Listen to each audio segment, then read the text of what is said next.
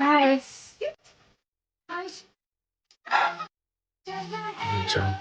I nak suami you bertanggungjawab atas kandungan ni. Yalah, dia dah pandai-pandai buat perempuan mengandung. Kenalah jadi bapa kepada anak ni kan?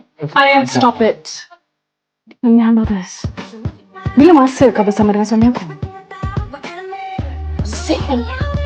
You see, the thing is, Andrea, I tak interested sangat pun dengan suami you ni. Tapi your husband, on the other hand, naughty boy. Yeah, and then one thing led to another, and semua dah jatuh cinta. Kau nak bertanggungjawab macam mana? Aryan kena kahwin dengan I. Kau ni memang lapar.